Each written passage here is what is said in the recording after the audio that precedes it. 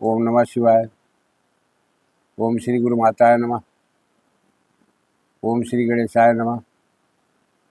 प्यारे भाई और बहन, सभी से मेरा एक अनुरोध है। मैंने कहा था कि अब जो भी साधना में डालूंगा वो पूर्ण विधान के साथ डालूंगा। देखिए, जो लोग छोटी मोटी साधनाएं करने के लिए उत्सुक होते हैं, मेहनत करते हैं, फिर भी वो फलीभूत नहीं होती, उसका कारण क्या है? किसी देवी के बारे में गलत भावना, गलत धारणा, गलत विचार, गलत कल्पना करना, ये मनुष्य की प्रवृत्ति है। क्योंकि मनुष्य प्राणी स्वार्थी होता है। सभी स्वार्थी नहीं होते हैं। साधक होता है। स्वार्थ उसका भी है, लेकिन इसका मतलब ये नहीं कि वो गलत विचारधारा के अंतर्गत जुड़ करके किसी बाह्य शक्ति को, किसी ऐसी एनर्जी को वो गलत भावना से देखे, गलत कल्पना करे। ये गलत है।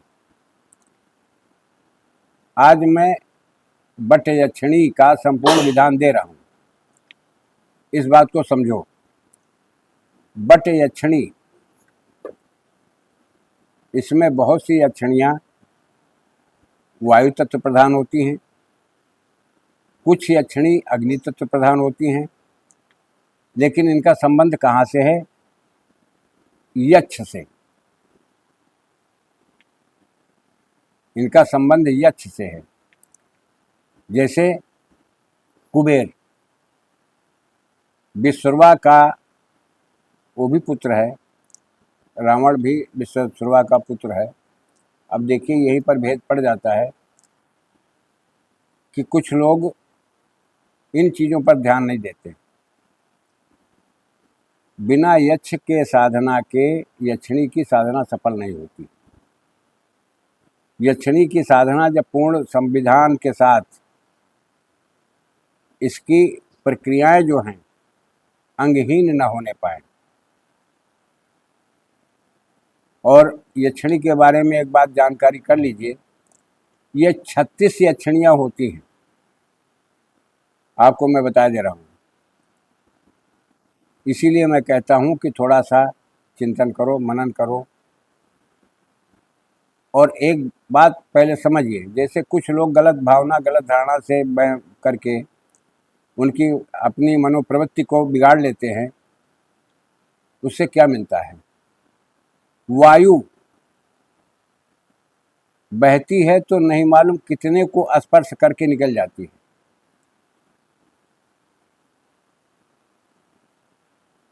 और वायु प्रधान जितनी शक्तियां होती हैं, क्या तुम उनसे गलत भावना से ग्रसित हो करके उनसे क्या चाहते हो? आलिंगन चाहते हो? कोई देवी इस गंदगी के पुतले का आलिंगन करेगी? कहने वाले से सुनने वाला विचित्र होता है। क्यों इस भ्रम में पड़े हुए हो? वो ऊर्जा है, वो एक एनर्जी है जो हमारे शब्दों में उसकी कल्पना है। हम उसको यक्षिणी कहते हैं, लेकिन फिर भी वो एनर्जी है। उसका संबंध किससे है? कुबेर से है। अब मेरी भावना, मेरी कल्पना कुबेर से जुड़ी, फिर उसके स्वरूप में यक्षिणी से जुड़ी। शब्दों में यक्षिणी का नाम आता है तो हम समझते हैं कि यक्षिणी है, लेकिन शब्द ही तुम्हारी कल्पना को साकार करके तुम्हारे सामने प्रत्यक्ष रूप में, चाहे धुंध के रूप में या प्रत्यक्ष रूप में, एक आभा को प्रकट करता है। ये तुम्हारे मंत्रों में छिपा हुआ रहस्य है। अब हमारी भावनाएं दूषित न हो, हमारी अपनी कल्पनाएं दूषित न हो, तो वही एनर्जी हमारे सभी कार्यों को संपादित करने लगती है। हमारी जो अभिलाषा होती है, जिस चीज़ की हमें इच्छा होती है, ज़रूरत है सच्चाई में, उसकी वो पूर्ति कर देती है। लेकिन तुम माँ समझ के देवी को तुम माँ नहीं समझोगे, क्या समझोगे? पत्नी समझोगे? कभी नहीं सिद्ध होगी। बल्कि और व्यवधान पैदा कर दोगे। तुम अपनी ही एनर्जी को गलत रास्ता तुम स्वयं दिखाने वाले हो। अपनी भावनाओं से ग्रसित हो करके, स्वार्थ की भावनाओं से इतना ग्रसित हो जाते हो कि जो मंत्र की ऊर्जा सत्य में एक ऊर्जा है, उसके शब्दों से निकली हुई ऊर्जा एक काल्पनिक चित्र का आवरण लेती है। तो उस आवरण से तुम क्या संबंध रखना चाहते हो? माँ भगवती मान के तुम उसकी पूजा करो, तुम्हें कामयाबी मिलेगी। आज जो मैं विधान दे रहा हूँ उसके बारे में देखिए, मंत्र ज़्यादा बड़ा नहीं होता है। मंत्र है उसका, यही यक्ष यक्ष महायक्ष बट वृक्ष निवासिन शीघ्रम में सर्व सौख्यम कुरकुर स्वाहा। मतलब जो सुख के साधन हैं मुझे पर्याप्त हों और आपके द्वारा प्राप्त हों, ये है। अब बट वृक्ष के नीचे इसकी साधना करनी पड़ती है, जड़ के पास में। तो क्या करोगे? बट वृक्ष में निहित ऊर्जा तुम अपने मंत्र के द्वारा जागृत करते हो। जैसे बहुत सी हमारी माँ बहन बेटियां बट सावित्री की पूजा करती हैं। तो खेल नहीं है, ये प्रकृति से जुड़ने का एक विधान है कि तुम कैसे उसके सानिध्य में जाओगे, वो कैसे तुम्हें महसूस कराएगी। ये प्रक्रियाएं हैं, इनके द्वारा जाना जा सकता है। इसके बाद फिर विनियोग आता है।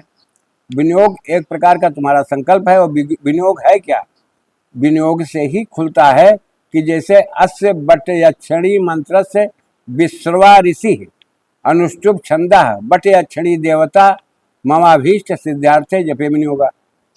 ये विनियोग हो गया। अब आगे ऋषि न्यास है। तो जब हम अपने राजा को भूल जाएंगे तो प्रजा तो बहकती ही है। उस राज्य को स्थापित करने वाला राजा कौन है? तो उसी तरह से इस मंत्रों की स्थापना करने वाला हमारा ऋषि कौन है?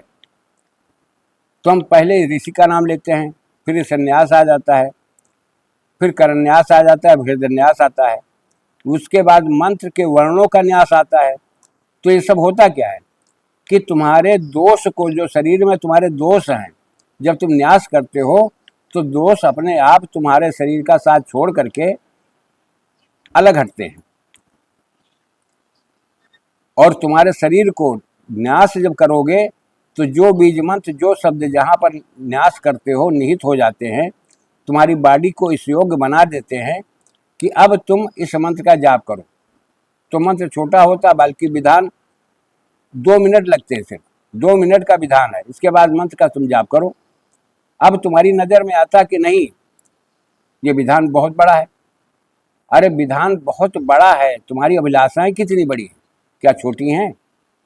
तुम क्या नहीं पाना चाहते हो इस संसार से? तुम कौन सा स्थान नहीं काम करना चाहते हो इस संसार में? तो अगर वो तुम्हें बड़ा नहीं दिख रहा तो साधना फिर बड़ी नहीं है। आत्मा से, हृदय से दिल लगा करके साधनाओं को हृदय से चाहा जाता है। और जब हृदय से चाहोगे, वो ऊर्जा तुम्हारे शब्दों में निहित है कि बार बार उच्चारण करने पर, बार बार उच्चारण करने पर, बार बार उच्चारण करने पर वो ध्वनि और तरंग मिल करके वायु में जब विलीन होती है तो उन्हीं शब्दों की ऊर्जा एक आकार रूप लेती है, वो एनर्जी है। तो उसमें होता क्या है, कहीं पर वायु तत्व में प्रधानता आ जाती है, कुछ शक्तियाँ ऐसी हैं, और 100% सभी वायु तत्व की शक्तियाँ होती हैं।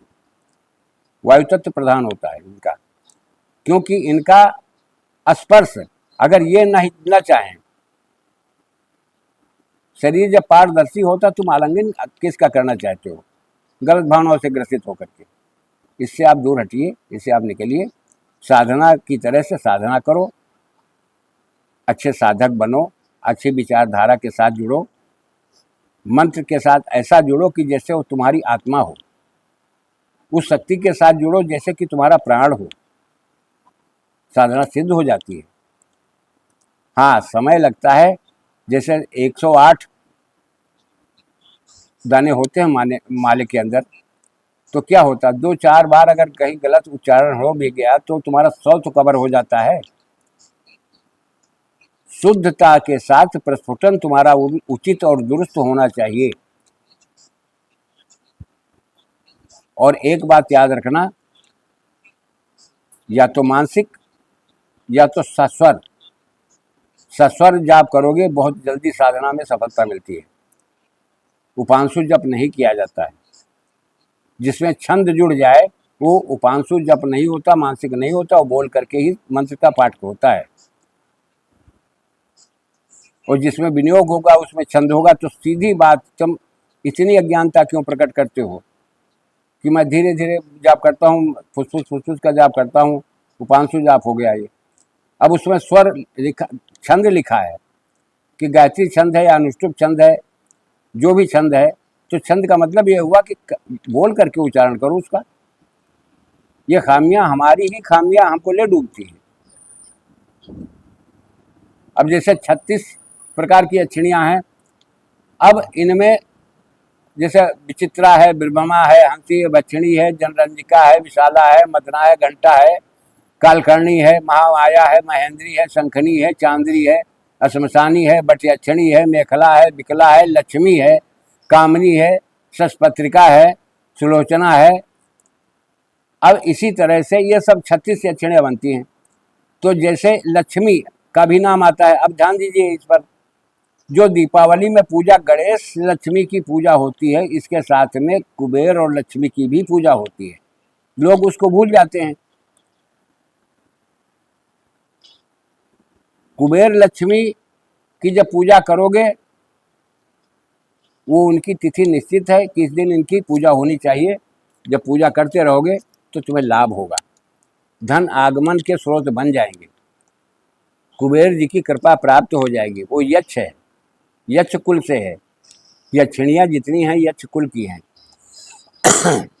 तो विधि विधान पूर्ण लो, समय न देखो। कितना लगता है? कम से कम 1 घंटा तो समय दे पाओगे। अनुयोग विनियोग करने में, न्यास करने में कितना समय जाता है? 5 मिनट का। इसके बाद तो तुम फ्री हो, तुम्हारा केवल मंत्र शेष है।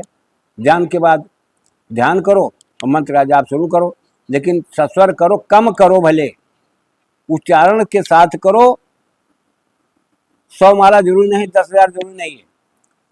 तुम 5 माला उच्चारण करो, शुद्धता। समय एक निश्चित कर लो, एक समय निश्चित रहे तुम्हारा। अब ये घर के अंदर साधना नहीं की जाती है, बट अक्षणी की साधना है। ये आप जा करके बाहर ही साधना कर सकते हो। बट वृक्ष के नीचे ही बैठ करके वहां स्थान तुम्हें कायम करना पड़ेगा, बनाना पड़ेगा। और फिर देखो मौज आएगी। लेकिन कच्चे दिल दिमाग का क्षण भर में बहकाव में आकर के बह जाना,